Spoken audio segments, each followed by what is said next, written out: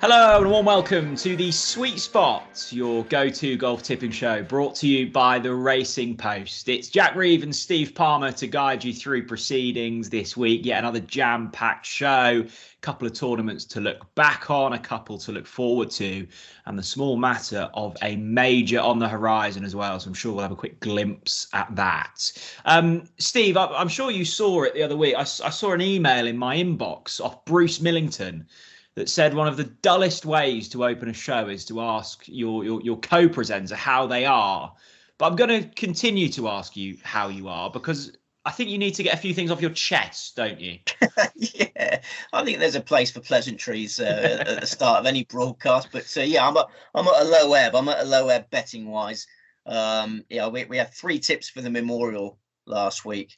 I felt all 3 had a chance going into Sunday. All of them were within 4 shots of the lead.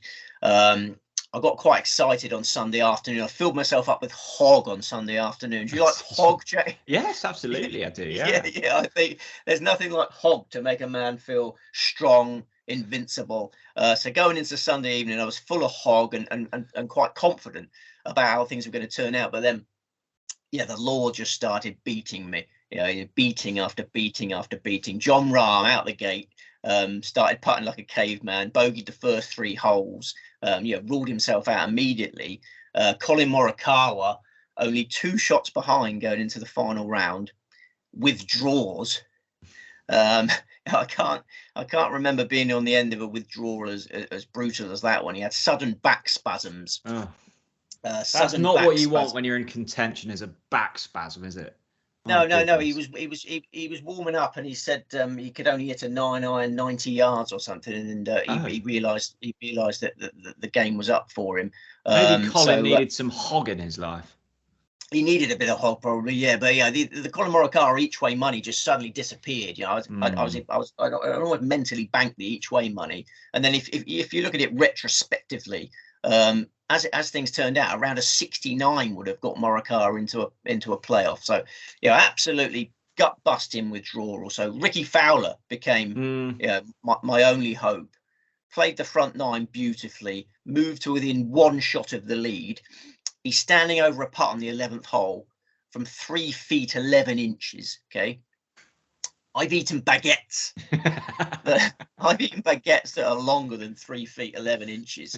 So I was just assuming he was going to put that in, but it was just a hard pull to the left. He just bashed it left, missed that putt, then went on to bogey the final 3 holes. Both days at the weekend, he bogeyed the final 3 holes. Finished 9th with 2 other players. So yeah, I'm on the canvas, Jack. Yeah, the evening didn't work out as I'd anticipated. I need you to sort of give me one of your famous pep talks. I do often think with putting, it's one of the things, particularly with professional golf, that you watch and you just assume it's easy. And then you actually, if you stand over a 4-foot putt on icy greens, I reckon the average 10 handicapper misses, I don't know, 4 out of 10. They're not easy. So no, they were rock hard greens, weren't they? They were rock hard. They looked really tricky. I mean, if you came down from Mars watching the 2 best players in the world, John Rahm and Scotty Scheffler played together on Sunday, and they both putted abysmally. You just assumed putting was really difficult. If you said these are the 2 best players in the world, they're all just missing tiddlers. Ricky, poor old Ricky. He really teased me there, and life goes on. But I'm on the canvas. Someone that is cheerful, I'm sure, on this Tuesday morning is Victor Hovland. He went on to win the Memorial in a playoff against McCarthy. Really pleased for Victor Hovland, Steve, because it feels like, we know just how good he is. He's a lovely chap, isn't he? And clearly has such talent. But it's really kind of smoothed out some of the edges of his game. The putting's got a lot better, chipping. And now it just looks like a really kind of solid all-round player, and you feel like a major is probably on the cards for Victor. Yeah, the putting is definitely better. He's really improved on the greens. He thinks he's better at chipping, which is probably the key thing. He always talks about the improvements he's made. The statistics aren't that impressive still. He's still by far his biggest weakness, but he feels like he's got more control around the greens, and he's just a ball striking colossus, isn't he? I mean, while everyone else was struggling on that back 9, he was 3 under par for the back 9. Those closing holes, Fowler capitulated on those closing 3. Other players did as well, because it's rock hard greens, tough pin positions. But Hovland's such a strong ball striker, and as you say, cheerful Charlie. We love him. That you should watch the media conference with Hovland and Jack Nicklaus afterwards. Tournament host Jack Nicklaus. They put them in there together, and it's great to see that Jack Nicklaus, obviously one of the greatest ball strikers ever. Hovland is going to become that, isn't he, if he's not that already. I must say, it is very nice to see Jack Nicklaus greeting players coming off the 18th. But I bet the last thing McCarthy wanted after losing a playoff was a little chat with Jack. You could see he basically about to burst into tears, wasn't he? And having to kind of act polite. And I was like, I think I just wouldn't want to speak to him in this moment. I expect, especially as I think Jack greeted him as Danny. I think whenever he was referring to Danny McCarthy, he was calling him Danny McCarthy. And Jack Nicklaus, absolute legend. I mean, I love the way he had his sunglasses with those things that dangle down and hold him into position. I'm not quite there yet. I'm very close to getting to the stage where I don't care what I look like at all. Like physical appearance, clothes, and just practicality outweighs any sort of look. And you get that with a lot of the older generation. They've just got to the stage, I don't give a monkeys, and these ridiculous things dangling in during the press conference. But who cares? He's comfortable in his own skin, rightly so. No one's going to catch him on the majors. But poor old Denny McCarthy. He's just a loose driver, isn't he? He's a magnificent putter and a loose driver. I mean, the funny thing is, if you had Scotty Scheffler doing the ball striking last week with Denny McCarthy doing the putting, if you had a Scotty McCarthy was playing last week, would have won the tournament by 20 shots. It was mad the differences in ball striking and putting between those two. Quick word on Rory, who was in prime position going into the final round, and I expected him to sort of go on and put in a real good effort on that final day. But my goodness, Steve, I mean, particularly his wedges, I don't think I've ever seen him as bad. I mean, just missing greens from sort of 70, 80 yards. 28 handicappers would be disappointed with such. And he was doing it, well, what felt like quite regularly. The putting was loose, and goes into this week, obviously a tournament that he loves. But that can't have been a confidence-filling performance from Rory on that Sunday. I think you're absolutely right. I think it's the brain box, isn't it? I mean, he's tied for the lead. He's tied for the lead at the first hole. It's easy with the benefit of hindsight, but looking back on it now, a round of 71 would have got him into a playoff. Teeing off, if he'd known a round of 71 gets you in a playoff, a round of 70 wins the tournament outright. He started really solidly, par. And then on the fourth hole, pitches in for birdie, from a really difficult position. That was a name on the trophy shot. So his tail is up after 4 holes. You're thinking, blimey, here we go, Rory, here we go. Then he makes 7 bogeys in the space of 13 holes. And you're absolutely right. The wedges, I mean, he had 2 really poor wedges on the 2 par 5s on the front line. Horrific shots. I think he'll be absolutely gutted with how he played from the 5th hole onwards. And we've got a US Open, coming up.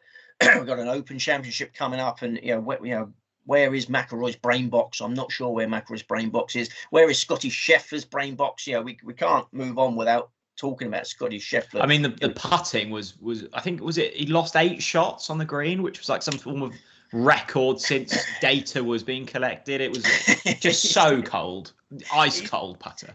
You're absolutely right. He's breaking all sorts of data records because he's producing some of the best teetering golf we've ever seen on the PGA Tour.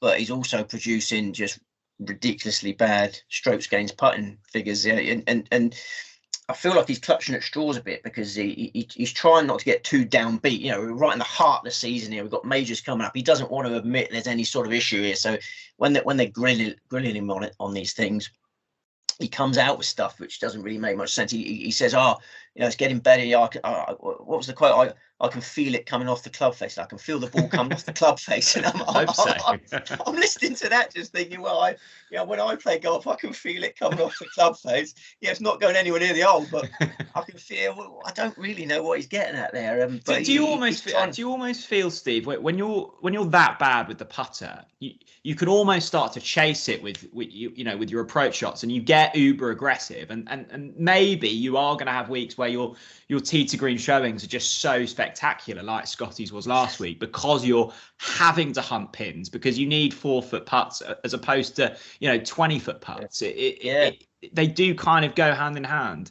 Well, he says he's having to raise his game tee to green because he's realizing that he's not converting much, so he thinks it's helping him. But historically in the past, it's one of those things where it completely demoralizes a player, isn't it? When you basically got to get it at the tapping range to get it in. Eventually, it just puts too much pressure on you and you buckle. But it's just it's a fascinating tale at the moment, Scotty Scheffler. I mean, he's never out of contention, and he's putting abysmally all the time. It's remarkable. I can't remember a player doing something like this ever. But McIlroy and Scheffler with majors coming up. Question marks, serious question marks. Absolutely. You don't feel it's sustainable to go that bad with the putter for so long. Any other to note from the memorial, Steve? No. I mean, Danny McCarthy as Jack was calling him. I mean, I'm not sure. He was talking himself up for the US Open. He says he knows the track well. He's played Los Angeles Country Club a few times, so he fancies himself for that. But as we've discussed on Sweet Spot before, if you see a player, as you say, crying, I mean, he was virtually in tears at the start of the media conference as well. It doesn't bode well for the future. I think he's going to take a while to get over that one. There we go. Let's move over to the DP World Tour and the European Open, where it was won by young Tom McKibbin, Mr. McKibbin. And a lovely story, Steve, this. I don't think if anyone found McKibbin going into the week, then bravo. There was maybe a small glimpse the week before in the KLM Open. I think he finished top 25. But even so, you probably wouldn't have him down to go on to win this.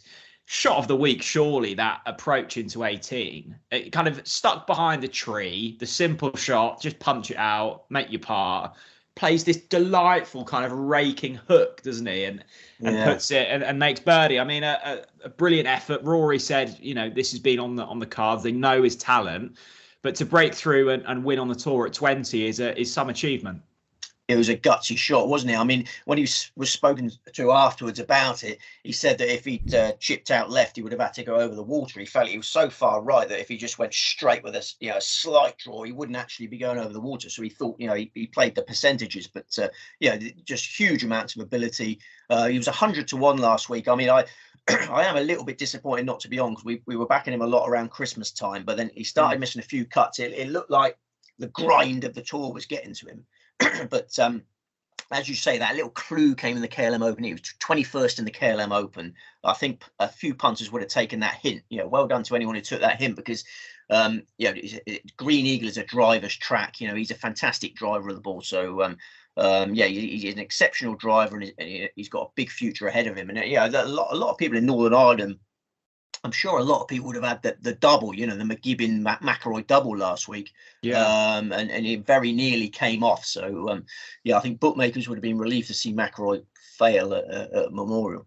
Any others to take a look at from that tournament, Steve? I must say my notes were fairly limited, barring McKibbin. That was obviously a delightful story.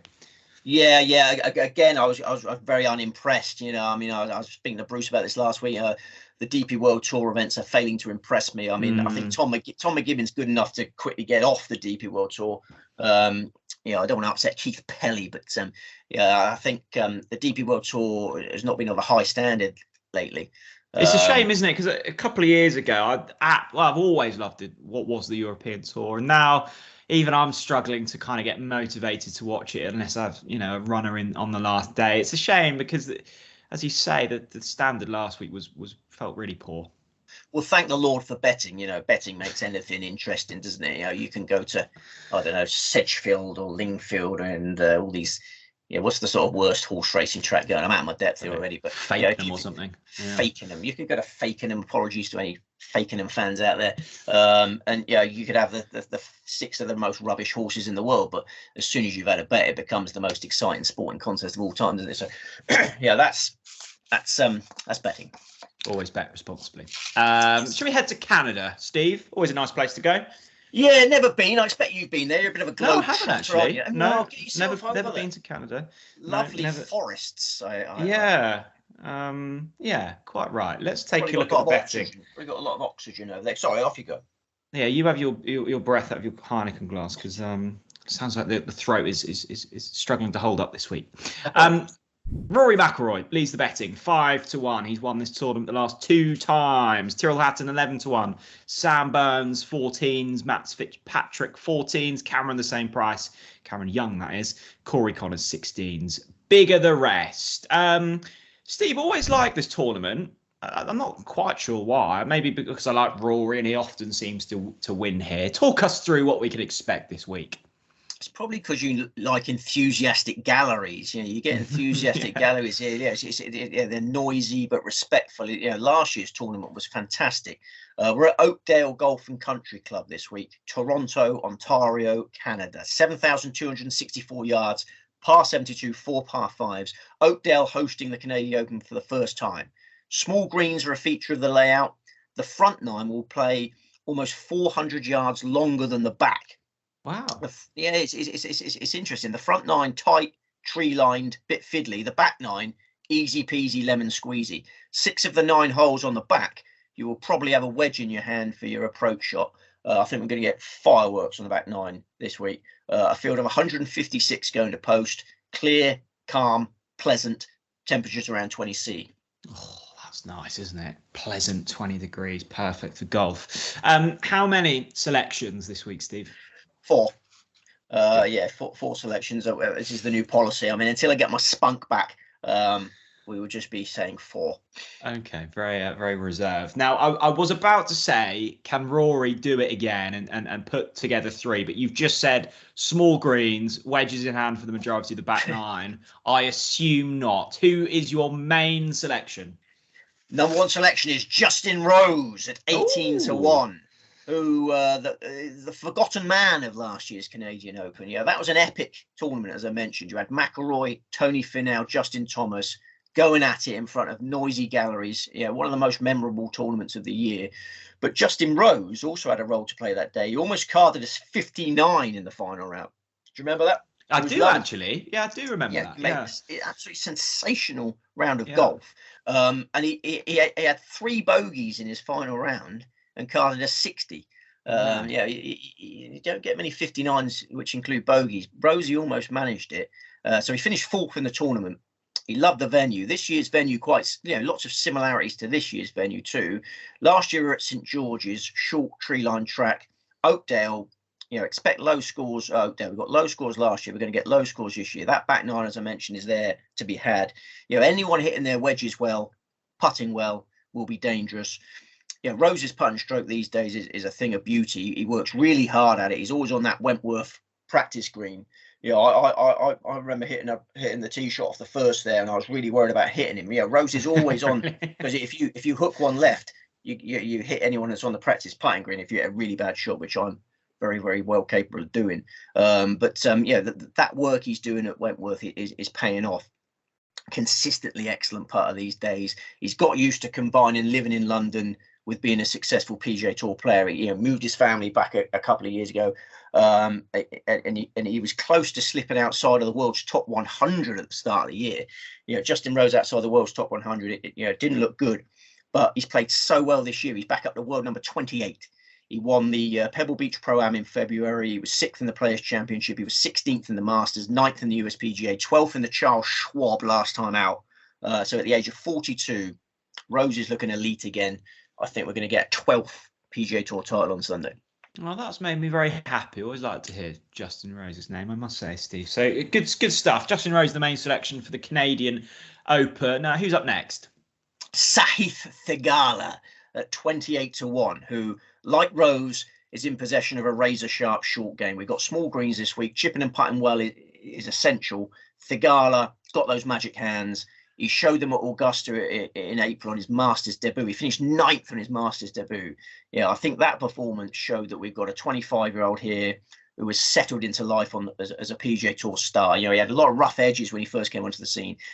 They've been smoothed. I think it's only a matter of time before we see his mantelpiece flowing with silverware. He won lots of silverware as an amateur. You know, it quickly became obvious he was a star in the making. He used the Corn Ferry Tour to get a PGA Tour card in 2021. Corn Ferry Tour finals in 2021 elevated his game when it mattered most. It was really impressive the way he finished that season. And since he's got a PGA Tour card, he's just been knocking on the door of the winners' enclosure, isn't he? He was 3rd in the Phoenix Open last year, 5th in the Memorial, 2nd in the Travelers Championship, 6th in the Fortinet, 5th in the Zozo, 2nd in the RSM. This year, same story: 4th at Torrey Pines, 6th at Riviera, 9th in the Masters, 5th in the Heritage. We all know he's going to win soon. I think this is a good fit for him. I think it could easily come on Sunday. Is he one of those, Steve, that you feel like once he wins, it could really start to flow for him? Because it is about getting over that finish line, isn't it? And you do feel once one comes, and then many more can flow. I think you're absolutely right, because he's blown a couple of really good chances. It's a sensitive soul. In his full swing episodes, you saw, he's a really nice bloke.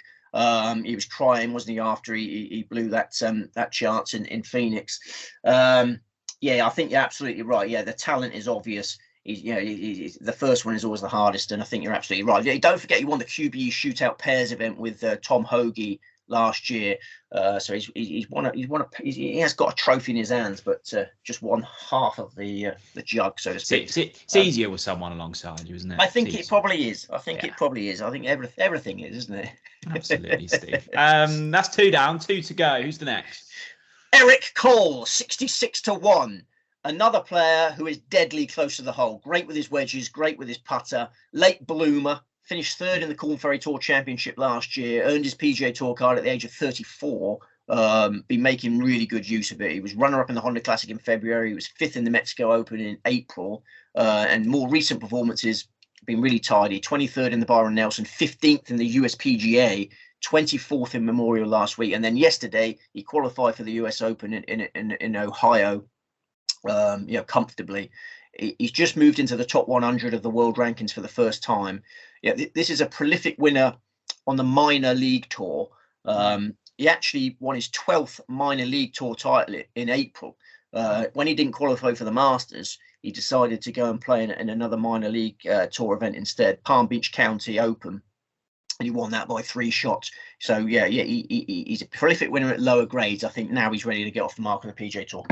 I think we often forget, don't we, Steve, just how good these kind of lesser tours are. I mean, even the standard over here, you look at, Challenge Tour, Clutch Tour, like some of the golfers are just phenomenal. And they can't even get onto the mains. It is remarkable standards. It really is. The strength in depth in golf these days is obscene. It's why I've switched Tommy Tiger to snooker, really, because breaking through in the golf game is going to be so difficult. So Eric Cole, I mean, he's clearly ready to win on the PGA Tour, and I think 66-1 is quite exciting. Me too. I'm excited about that, Steve. Who's last on the list? It's Ludwig Aberg. 60-1 is the best available with the firms that we can tip with. One of the most successful amateurs in history. He became world #1 amateur in September last year. He's just ended his amateur career as world #1. He's been the dominant force in stateside college golf, and those performances have earned him a PGA Tour card. I mean, the PGA Tour, obviously they've been in a flap about LIV since it started, but they created this new path to the PGA Tour for college golfers, because remember when all those college golfers signed for LIV straight away? Yeah. You had Eugenio Chacarra, David Puig, James Pyatt. Yeah, it's a real shock to the system for the PGA Tour to see all these college golfers just going straight to LIV. So the PGA Tour made this new pathway. Whoever finishes top of the university rankings gets a PGA Tour card, and Aberg is the first one to take advantage of that benefit. This is a 23-year-old with the world at his feet, and I don't know what price we could have expected this week, given his potential. He's got so much potential. I think 60-1 is fair enough, because these college golfers these days, Jay, they come out, they're just ready to win. They're so well prepared. It's not like the old days where they had to sort of, serve their apprenticeship. They just come out now. They're ready to win. Your Hovlands, your Morikawas. I remember tipping John Rahm. We were talking about this at the start of the week. I remember tipping John Rahm for the 2016 Canadian Open. And everyone thought I was mad for tipping John Rahm. He's a 21-year-old. He's only just come out of college. It was his fourth start as a professional. And he finished second. Tipped him at 66-1. He lost by a shot. Johnny Vegas pipped him by a shot. So at the age of 21, straight out of college, Rahm was ready to challenge for PGA Tour titles. Aberg is 23 years old, so 2 years older than Rahm was. And he won twice on the Nordic Golf League in 2020. So 3 years ago, Aberg was winning professional events. He was an amateur there, but he was in with professionals, and he won twice on the Nordic Golf League. So I think he's made a late entry into the pro ranks. I think he's a 23-year-old ready to just go boom. There's a beautiful naivety as well, isn't there? And I say that in a positive sense. When we saw it with McKibben at the weekend, but you haven't had the downs of tour golf just ground out of you, and you're still energetic and fearless. And that could be really beneficial. He's just been winning everything. And he goes out there and thinks, I'll win this as well. It's just another golf tournament. Let's go and win this. I mean, he looks an absolute specimen. He's a real big boy. He's got all the tools. I mean, the way his coaches talk about him, they can't believe. They think they've got the perfect golfer here. I mean, he nearly qualified for the US Open yesterday. He played okay in a qualifier, didn't quite make it. But this is his pro debut, and I think he can make an immediate impact. We're going to hear a lot about him. I think he's the best amateur to come into the pro ranks since John Rahm. Wow. Let's go straight away. Let's not delay. So no kind of want or desire to have a little bit of money on Rory at fives for this one. I mean, he's going for 3 Canadian Open victories in a row. He won the 2019 one by 7 shots. No tournament, no Canadian Open in 2020, no Canadian Open in 2021, COVID-19. He won it last year by 2 shots, so he's going for the hat trick. But I just don't think. I think, as you alluded to at the start of the show, I don't think he's in the right headspace for it. I mean, I think from the Masters onwards, he's been in a melee, isn't he? I mean, take it. I'm an expert on melees. I've got a lot of experience on melees, and I think Rory is in a professional melee at the moment.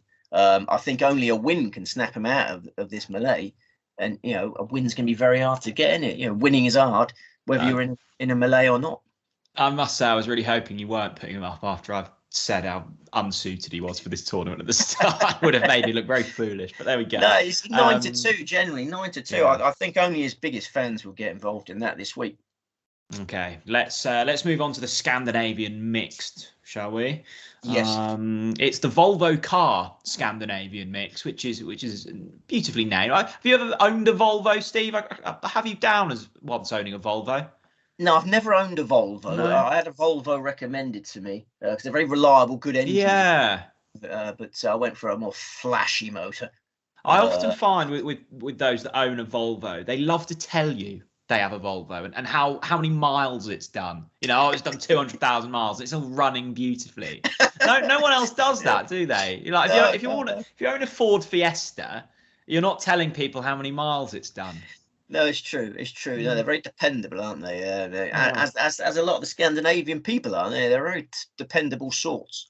Absolutely. Let's take a look at the betting for the Volvo Car Scandinavian Mixed. Of course, the ladies' tour and men's tour combining for the tournament this week, hence the name Scandinavian Mixed. Alex Noren 14-1, Lynn Grant, last year's winner, 16s, Alexander Bjork 18s, Robert McIntyre 22-1, Antoine Rosner 25-1, Madeline Sagstrom 25-1, Jorge Campillo 30-1. Bigger the rest. Always an intriguing one to preview this, Steve. You've got male and female. You've got different tees in use. I suspect it's a bit of a nightmare to preview this one. When you see your editor putting this on your to-do list, you're going, oh, that's not the Scandinavian Mixed. Well, no, fair comments. But we're a fascinating venue. Ulna Golf and Country Club. We've never been to Ulna Golf and Country Club before. Stockholm, Sweden. Stockholm is a place I've been desperate to go to my whole life. I've never made it. Maybe one day. 6,819 yards from the men's tee. 6,067 yards from the women's tees. Par 72, 4 par 5s. A field of 156, as you say. 78 men, 78 women. Jack Nicklaus redesigned this course in 2013, and it looks an absolute doddle for everyone unless the wind blows, and the forecast is for nothing more than gentle breezes this week. So you better bring a hot putter to town if you want to win the Scandinavian Mixed, Jack. And who do you think has the hottest putter of the 156 runners this week? Well, that's a ruddy good question and a ruddy tough question, but what I will say is Alexander Bjork is the most likely winner of the golf tournament. I think 18-1 is fair, very, very fair. In fact, I'm tipping 5 men. Let's get this out of the way early. I make no apology for that. I don't want to upset anyone, but I'm tipping 5 men. Did have a female winner last year, didn't we? We did. We had an emphatic female winner last year, Lynn Grant. She was absolutely amazing. She won by 9 shots, but she was the only woman who finished in the top 14 of the leaderboard. And in the inaugural Scandinavian Mixed in 2021, only 2 women finished in the top 17. So, yeah, apart from Lynn Grant, the men have been dominating. They can still, from those back tees on a course as easy as this one is this week, I still think the men are going to dominate. And I think Alexander Bjork is made for this assignment. It's just so difficult to see him out of the frame. He's just an almost permanent resident on DP World Tour leaderboards at the moment. Let me give you his full 2023 form figures, if I may. This year, 28, 16, 2, 42, 28, 16, 14, 4, 4, 29, 6. Last week, he's playing a long course, Green Eagle. Alexander Bjork is a short hitter. Last week's performance showed how well he's playing. To finish 6th on that course was a great effort. This week, he's going to a short, fiddly little course, which is absolutely perfect for him. He's accurate. He's got great short game. He's 11th on the DP World Tour strokes gained putting stats. So I think he's the most likely winner because he's so likely to contend. Yeah, I know he's only won once on the DP World Tour. He's not a prolific winner by anyone's standards, but there's nobody in this field more likely to contend than Bjork, and that makes him the most likely winner for me. I was going to say, because obviously the ladies are teeing off further forwards. How much of an advantage does that play, or is it still an advantage for the men because they will continue to hit it further? Yeah. It evens itself out, doesn't it? Does it make it a level playing field, or is there a preference either way? That's what they're trying to achieve. They're trying to achieve a level playing field, but it hasn't worked out that way. The men were very superior on the greens, in fact, in the last one. The bare facts from the previous 2 Scandinavian Mixed show that the men are competing better than the women. I think it's a great shame, actually, that more of the best women are not entering this tournament. Lynn Grant is the highest ranked player by a long way. It'd be nice if you got some of the really best ladies come over for this, but they're turning their nose up to the tournament for their own reasons. But I think Alexander Bjork, obviously a Swede playing at home, I think he's a really solid each way bet. Okay, Bjork first of the 5. Who's next? Marcus Kinhult. 40-1 best now. I got 3 Swedes in my staking plan. Yeah, traditionally the Swedes have thrived on home turf on the European Tour. Marcus Kinhult, similar player to Bjork, generally neat and tidy, usually excellent on the greens. His only significant weakness is the same as Bjork's, a lack of driving distance. Not a major handicap at this week's venue. Ulna plays to Kinhult's strengths, and his form is encouraging. 21st place in the Korea Championship, was followed by 22nd place in the Soudal Open, 29th place in the KLM Open. So he's in really decent nick going to a perfect assignment. So, I see a Swedish 1-2, Bjork and Kinhult. Get a dual forecast price. It's just popped into me. Get a dual forecast price on those 2. Come on, let's be ambitious. I'm sure that popped into your head before this. Don't act that just popped into That's it, really. Be truthful with the sweet spot listeners, Steve. I'm sure you've been thinking about that all week. Well, they might not be out yet, the dual forecast price, but when they do come out, have a little look at that one. Okay, who's third on the list? Mike Lorenzo Vera. 50 Love to that. 1. I love his name.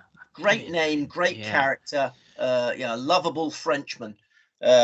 His tweeting is exquisite sometimes. Oh, is it? I don't follow him on Twitter. He doesn't mince his words, as they Okay. say. He hates Patrick Reed. He hates live golfers. He's very outspoken, but he's a consistently superb putter.